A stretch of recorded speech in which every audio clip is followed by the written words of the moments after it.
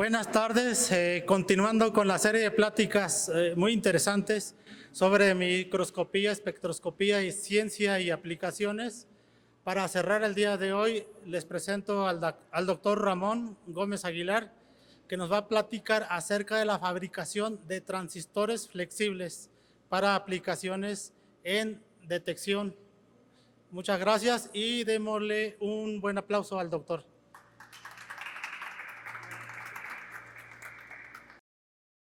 Por lo que entiendo, ustedes estudian química, ¿no? ¿Cierto? Ok. Bueno, ¿ustedes reconocen las expresiones de in situ? ¿In vivo también? ¿Cómo me pueden diferenciar una de la otra, muchachos? ¿In situ es dónde? ¿Y qué diferencia tendría con in vivo? Por acá, ¿cuál diferencia hay entre el término in situ e in vivo? Dentro de. Justo, en el mismo lugar. ¿Y qué diferencia tendría entonces con in vivo? ¿No?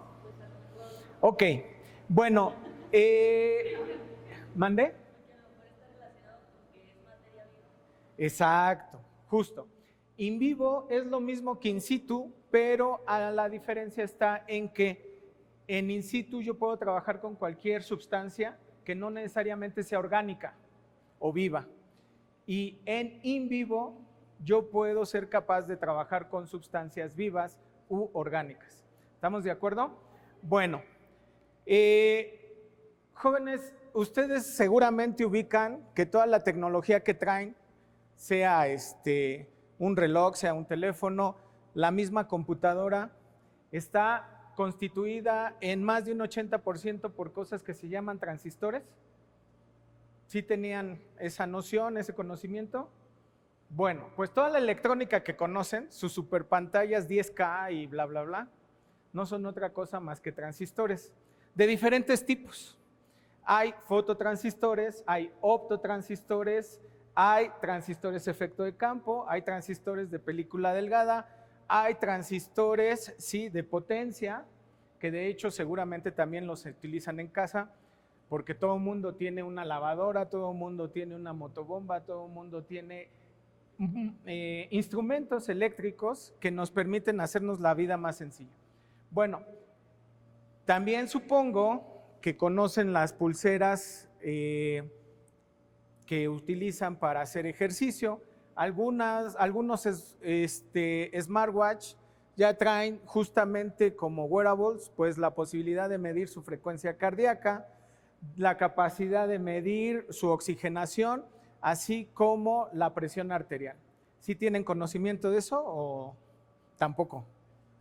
Sí, ¿no? Bueno, ¿se han preguntado cómo es que estos aparatos hacen esas funciones? ¿Qué se imaginan? ¿A través de qué lo consiguen? ¿Han observado su smartwatch por detrás, al reverso? ¿Qué hace el smartwatch cuando no lo tienen puesto? ¿Han visto qué hace? ¿Qué hace?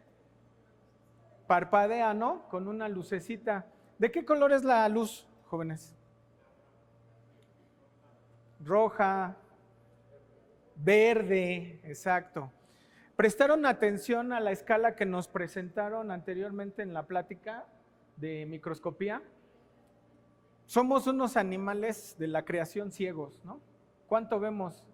Escasos 300 nanómetros, ¿no? Estamos ciegos, no vemos nada.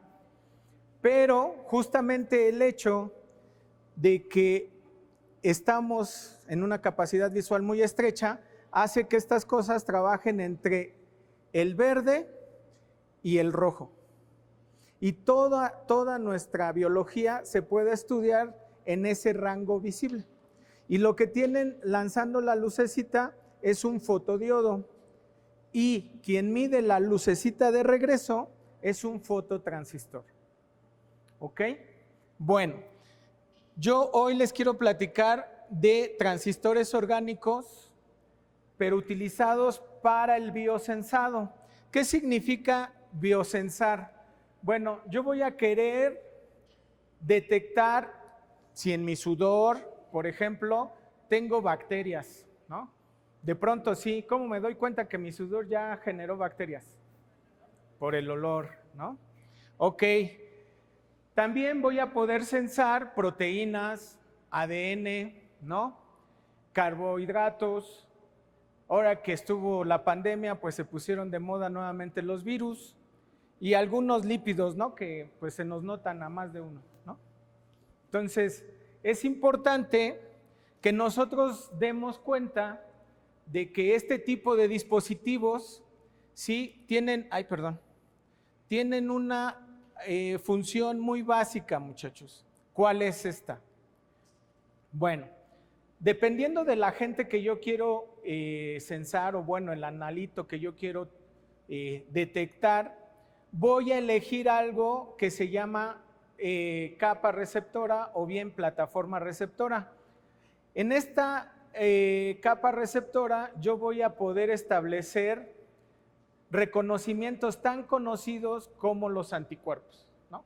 Ustedes saben que cualquier prueba clínica de sangre, ¿qué utiliza para saber si ustedes tienen bacterias, virus o cualquier otra cosa? Pues justamente, ¿qué? Anticuerpos, ¿no? Algo también muy conocido es la glucosa oxidasa, pero como tipo enzima, porque la glucosa oxidasa reconoce las moléculas de glucosa en sangre y nos puede hablar de si tenemos o no posibilidades, espero que no, de desarrollar diabetes, ¿no?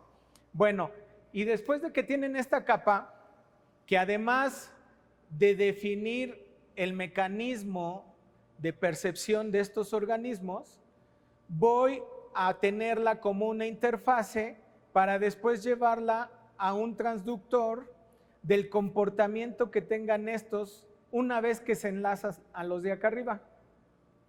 Esto es simple. ¿Alguien aquí ha utilizado una máquina de toques? ¿Sí? Ok. Bueno, la sensación es distinta cuando los toman solos a que cuando hacen una cadena. ¿Sí? ¿Cómo los sienten más intensos? ¿Solos o cuando están en grupo? Solos, exactamente. Entonces, ¿qué voy a esperar en una señal eléctrica donde yo estoy midiendo una cosa como la corriente que pasa a través de estos cuerpos, que es igual a la maquinita de toques? ¿Qué debo de observar cuando estos se unen a estos otros y obtengo una señal aquí? Obviamente, previo, yo estudiaré esto. Supongan que estos son ustedes en la máquina de toques solitos y después invitaron a sus amigos y se colocaron uno tras el otro formando una cadenita.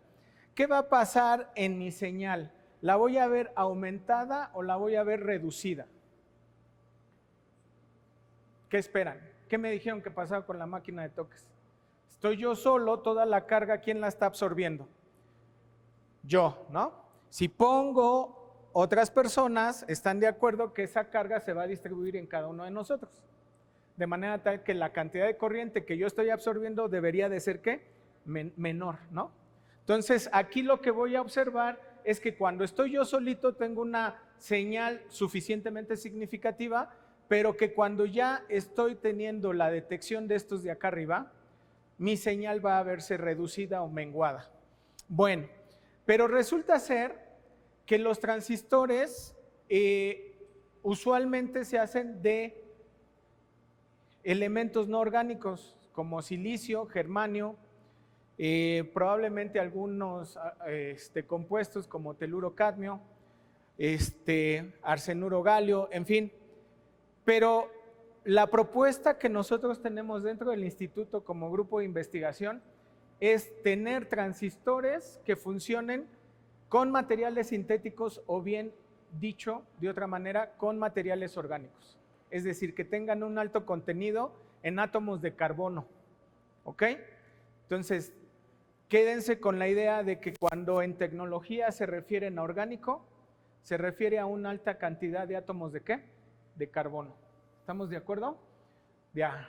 Bueno, entonces, ¿qué va a pasar con estos transistores orgánicos? Pues van a tener propiedades como el hecho de que yo puedo ajustar las condiciones eléctricas a cada ente que yo quiero sensar. Segundo, ¿son biocompatibles? Sí. Vamos a pensar a qué se refiere con biocompatibilidad. Ustedes se han encontrado esta experiencia de que en el refri, no obstante que esté en el refri, hay alimentos que se descomponen y generan hongos. ¿Sí? Ok. Bueno, ¿ustedes creen que el hongo creció ahí porque tenía algún componente químico que lo hizo crecer encima del alimento, o porque el entorno, ¿sí?, dio lo que hacía falta para que crecieran encima del entorno? Es más, seguramente hasta han guardado esos alimentos en toppers supuestamente sellados y aún así crecen hongos, ¿no? ¿Qué está pasando ahí, muchachos? El ambiente, pero si está cerrado el topper. ¿Qué sucedió ahí? ¿Qué sucedió? Cuéntenme. Pues resulta que toda célula orgánica pues lleva un proceso de descomposición, hasta nosotros, ¿no? Y esos procesos de descomposición tienen oxidación, entre otras cosas, que permiten precisamente que las bacterias proliferen, porque la bacteria de hecho está ahí desde antes de meter el alimento al refrigerador. ¿Sí? ¿Ok? Bueno, pues pasa que estas cosas han notado cómo cuando ustedes usan ropa que tiene un alto contenido en nylon o fibras sintéticas, se les pega, por ejemplo, el plástico, o de pronto sienten que ya hasta huelen el polvo de tanto polvo que se le pegó. Bueno, la biocompatibilidad va en dos sentidos. Una, que yo tenga una cavidad apropiada llamada funcional, ¿sí?, de mi molécula, tal que llegue la otra y se le pegue, como el reconocimiento antígeno-anticuerpo, ¿ok? Pero también puede ser una biocompatibilidad por ionización, es decir, basta con que yo tenga carga suficiente en mi plataforma y tenga una afinidad electrónica tal que por estática llegue y se coloque ¿dónde? En esta plataforma. Entonces la biocompatibilidad deja de ser complicada porque ya no requiero diseñar materiales específicos para que se queden ahí pegadas las cosas. Basta con manipular la carga que hay en la superficie para que se peguen ahí. ¿Qué es lo similar que hacían ustedes con el globo, no? ¿Se acuerdan cuando tallaban el globo en su cabello y lo trataban de pegar a la pared? Es exactamente lo mismo. Manejaban la cantidad de carga para que el globo permaneciera más tiempo o menor tiempo en la pared, ¿cierto? Ok. Bueno, ya discutimos el in situ y el in vivo.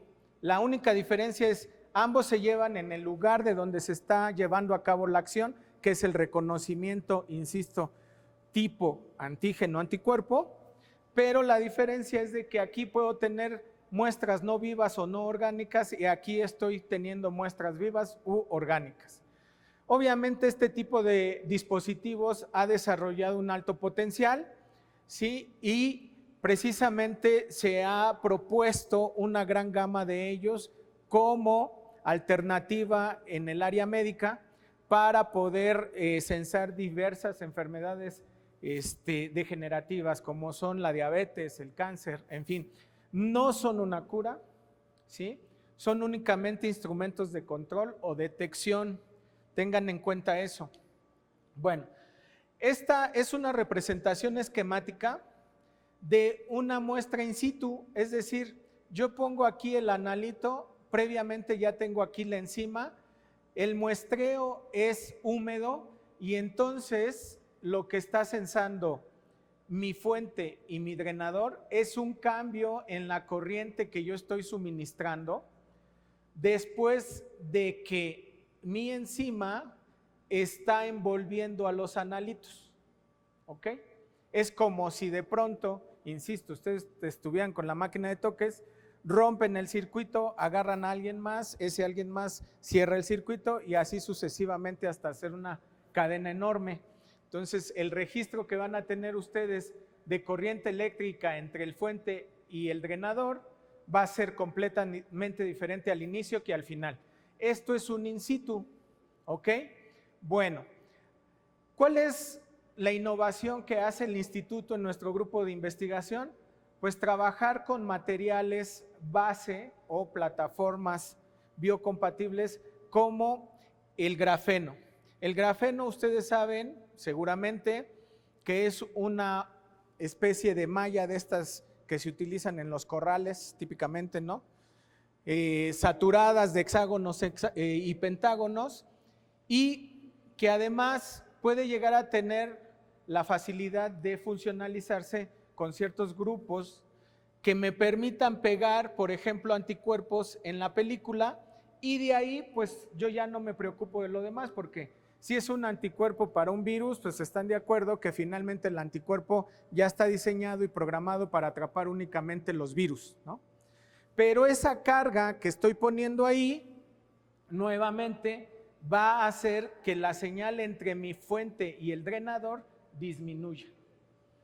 Y entonces, si yo tengo químicamente controlado la cantidad de virus que estoy depositando en una superficie de área conocida, están de acuerdo que puedo relacionar la corriente con la cantidad de virus que tengo en mi muestra, ¿sí? Y de esa manera dar un eficiente reconocimiento de este tipo de seres, ¿no? Que son los virus, porque finalmente saben ustedes que no están catalogados como seres vivos, ¿no?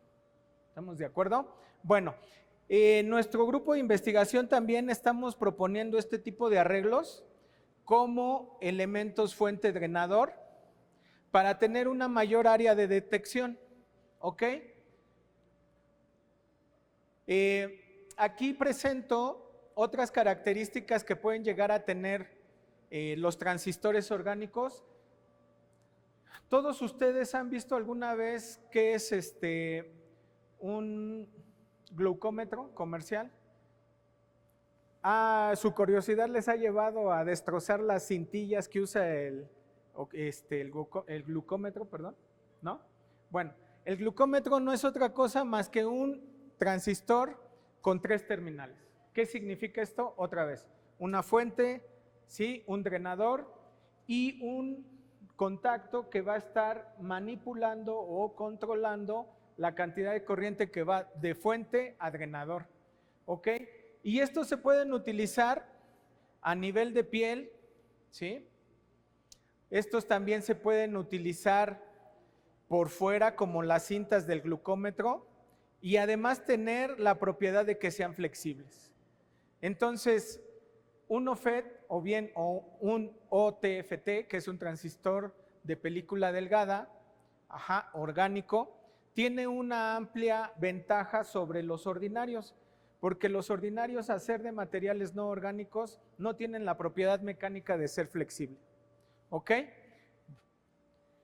Bueno, en los mecanismos de detección, jóvenes, sin intentar ser demasiado específico, sino más bien a nivel de divulgación, lo que ustedes van a hacer con la detección es intentar capturar todas las cargas libres que tenga su molécula.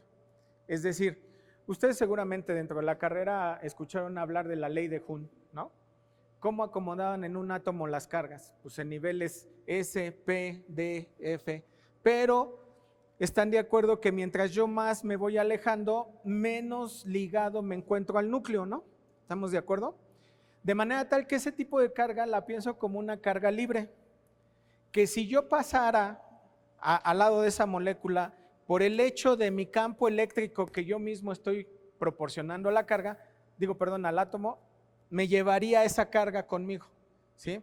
De hecho, bueno, ustedes no están para saberlo, pero se los platico, yo de formación soy físico y en la carrera siempre está como que la broma tonta de decir que si mi brazo estuviera lleno de carga libre y lo hiciera así, movería la luna, ¿no?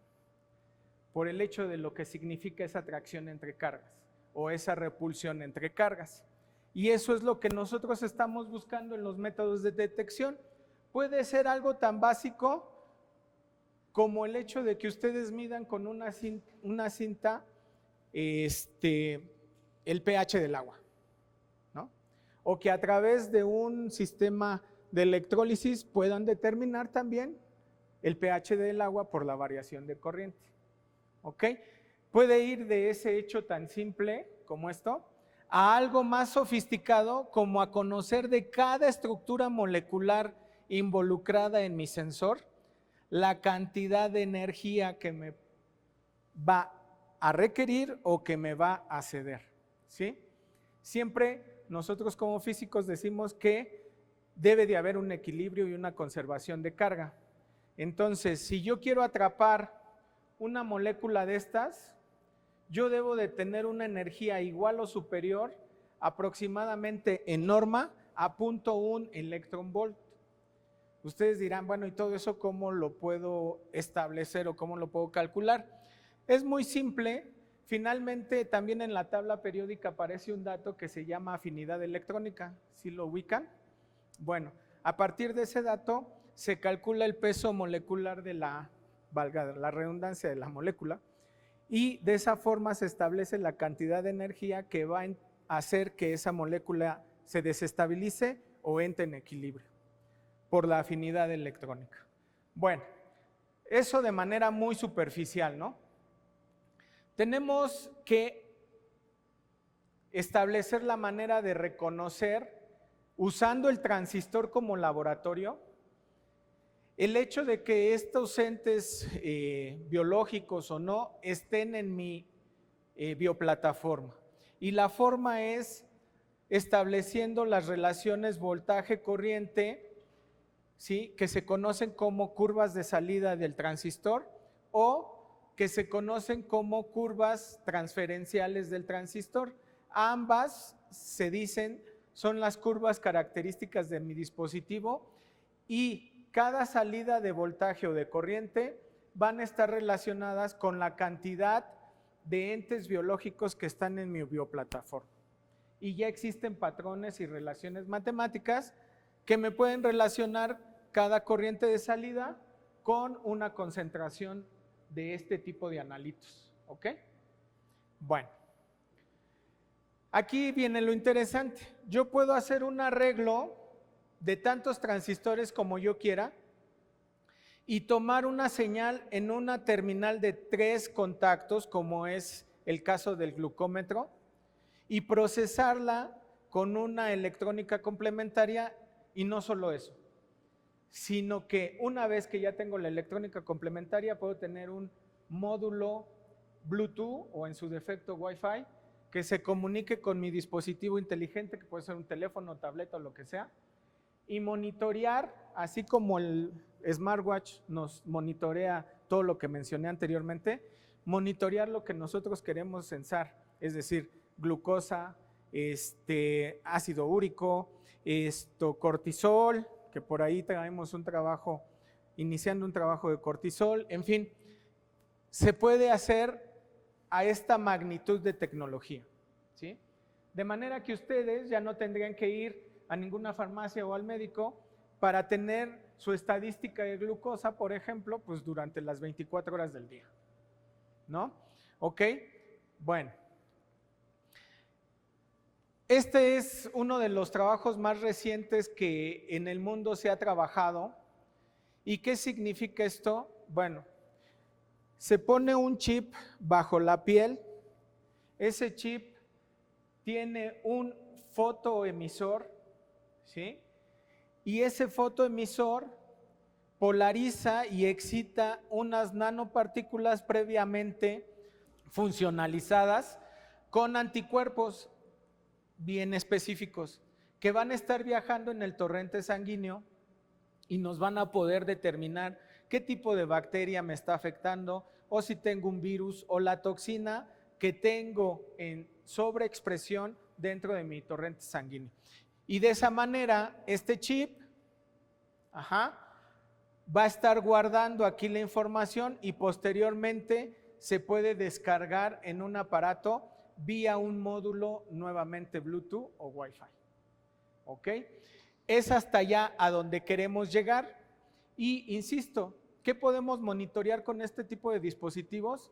Pues glucosa, células cancerígenas, obviamente ADN y defectos en el ADN, cortisol, ¿sí? También pudiéramos llegar a detectar enfermedades no degenerativas, por ejemplo, el hecho típico de esta temporada, ustedes saben que los mosquitos en las zonas más calurosas provocan, o bueno, transmiten enfermedades como chikungunya, ¿y cuál es la otra? El dengue. Zika, ajá. Y entonces ustedes pueden tener anticuerpos de eso y saber cuáles de las personas ya están contagiadas previo a que presenten síntomas, ¿no? Bueno, finalmente les dejo ahí mi correo de contacto y bueno, el QR es para la fiesta de hoy en la noche, ¿les avisaron? No es cierto, el QR es mi CBU, ¿ok? Para que si están interesados en las publicaciones que hemos hecho, ¿sale? Bueno, jóvenes, gracias. ¿Tienen preguntas? Díganme. ¿Curiosidad? ¿O recomendaciones? ¿O acá la compañera Hugo, por favor? ¿Cuál es, bueno, como la principal, el principal obstáculo para que eso salga al mercado? Mira, nosotros como instituto, de hecho el doctor Hugo y yo fuimos reconocidos con un premio que se llama Premio Nacional de Salud por Un Mundo Rosa, que era para la detección de cáncer. ¿Cuál fue el obstáculo que tenemos? En principio, el hecho de acceder a los pacientes para los ensayos clínicos, porque todo esto se ha hecho a nivel laboratorio. ¿Qué significa esto? Yo, literal, así, compro el marcador tumoral de cáncer que es de mi interés y me pongo a censarlo en mis dispositivos y yo te puedo decir, no, pues ya está listo para salir al mercado, ¿no? Pero resulta que si yo tomo una muestra sérica de algún paciente, naturalmente, como les explicaron en la plática anterior, la sangre contiene N cantidad de sustancias que primero tengo que quitarme para hacer específico mi sensor. Entonces, experimentalmente, uno de los retos es hacer esa especificidad. Y para eso se trae también un proyecto con el doctor Hugo de algo que se llama polímeros de impresión molecular para literal, tú pones, digamos, tu molécula de interés, en este caso para la compañera va a ser cortisol, y comienzas a polimerizar alrededor del cortisol, de forma tal que ya se quedó como un molde de plastilina la molécula de cortisol ahí impresa. Enjuagas, quitas el cortisol, traes la muestra sérica y se supone que el único que puede llegar ahí a reposar, pues es el cortisol. Esa es una de las técnicas que esperamos funcionen para la especificidad. Pero la otra, el otro obstáculo grande para que esto llegue realmente pues a la población en general, son todas las normas que debemos de cubrir ante COFEPRIS para que sea autorizado un dispositivo de desarrollo de ciencia básica en el mercado clínico, ¿no? O sea, es bastante lo que se tiene que cubrir para llegar allá, ¿no? Y convencer a gente que desafortunadamente ni siquiera son médicos o científicos, sino son administrativos que te dicen, oye, ¿ya cumpliste con esto? ¿No? Ese es un reto, realmente. Establecer el protocolo de las pruebas clínicas para satisfacer las normas COFEPRIS y se pueda llegar al mercado. ¿Y en lo económico, el costeo? No, el coste de todo esto es excesivamente económico. Te voy a decir que los tipos de materiales sintéticos que yo utilizo se venden en cantidades extremadamente pequeñas. Estoy hablando de medio mililitro, o bueno, 500 mililitros. No, ¿qué es? No, estamos en gramos, perdón. Miento, me lo venden en polvo. Me lo venden por medio gramo o bien por 1 gramo, pero por cada gramo yo obtengo alrededor de 1 litro de solución con la que puedo construir, sin temor a equivocarme, pues alrededor de 10,000, 15,000 dispositivos. Entonces, si tú comienzas a generar tu plan de negocio, ¿Estás de acuerdo que te sale baratísimo? El problema aquí es que toda la gente, sobre todo, por ejemplo, diabéticos, están hartos de la pinchadura, están hartos de que tienen que comprar estos papelitos que meten al glucómetro. Y lo que estamos buscando y otro reto en el grupo de investigación es hacer un sensor reutilizable, que tengas una solución, por decirlo así, buffer, donde tú sumerjas por un tiempo determinado, se elimine lo que ya sensaste y puedas volver a sensar con ese mismo. ¿Por qué? No por el hecho de economizar más, porque ya te mencioné, es muy barato producir estos dispositivos. El asunto es que la gente quisiera tener un dispositivo funcional, pues si no te hablo de meses, pues sí de semanas, ¿no? ¿Ok? Ese es son muy baratos, son muy económicos. O sea, si tú lo ves, 1 gramo me cuesta alrededor de 18,000, 20,000 pesos, sí, pero si ya lo divides entre los 15,000 dispositivos. ¿Ok? ¿Algo más, jóvenes? Gracias. No, gracias a ti.